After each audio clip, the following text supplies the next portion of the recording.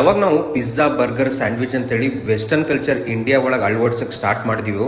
ನಮ್ಮ ಆಹಾರ ಪದ್ಧತಿ, ನಮ್ಮ ಸಂಸ್ಕೃತಿ ಎಲ್ಲ ಮರ್ತು ಹೋಗ್ಲಕತ್ತೀವಿ.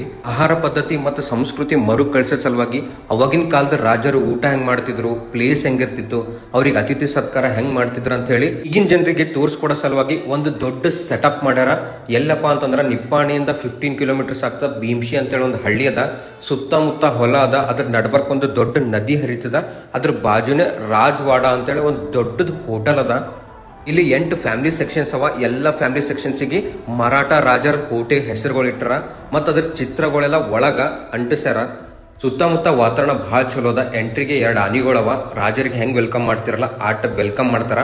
ಬಾಗಲ್ ತೆಗೆದ ಮೇಲೆ 2 ದ್ವಾರಪಾಲಕರು ಬಾಗಿಲ್ ಓಪನ್ ಮಾಡಿ ನಮಸ್ಕರಿಸಿ ಅವರಿಗೆ ಅತಿಥಿ ಸತ್ಕಾರ ಮೂಲಕ ಫ್ಯಾಮಿಲಿ ಸೆಕ್ಷನ್ಗಳಿಗೆ ಕಳಿಸ್ತಾರ. ಫ್ಯಾಮಿಲಿ ಸೆಕ್ಷನ್ದಾಗ ಕುಂತಾಗ ಫಸ್ಟಿಗೆ ನೀರು ಗಡಿಗೆ ಒಳಗೆ ತಂದು ಕೊಡ್ತಾರ. ಮತ್ತು ಅದ್ರ ಜೊತೆಗೆ ನಾವು ಈಗ ಯಾರಾದ್ರೂ ಮನೆಗೆ ಅತಿಥಿ ಬಂದ್ರೆ ಚಾ ಮಾಡ್ಕೊಡ್ತೀವಲ್ಲ, ಇಲ್ಲಿ ಹೆಂಗೆ ಮಾಡ್ತಾರ ಅವರು ಶೇಂಗಾ ಮತ್ತು ಬೆಲ್ಲ ತಂದು ಕೊಡ್ತಾರ ಫಸ್ಟಿಗೆ ಬಾಯಿ ರುಚಿ ಆಗ್ಲಿ ಅಂತ ಹೇಳಿ. ಅದಾದ್ಮೇಲೆ ನಾವೊಂದು ಶಾಹಿ ಥಾಲಿ ಆರ್ಡರ್ ಮಾಡಿದ್ವಿ. ಇದು 800 ರೂಪೀಸ್ ಕಾಸ್ಟ್ ಆಗ್ತದ. ಇದ್ರಾಗ 2ರಿಂದ 3 ಮಂದಿ ಊಟ ಮಾಡ್ಬೋದು. ಅವಾಗಿನ ಕಾಲದ ರಾಜರು ಏನೇನು ವೈವಿಧ್ಯವಾದ ತಿಂಡಿ ತಿನಿಸುಗಳು ತಿಂತಿರಲ್ಲ ಅದು ಎಲ್ಲ ಇದ್ರೊಳಗೆ ಇನ್ಕ್ಲೂಡ್ ಮಾಡಿರ್ತಾರ ಅವರು.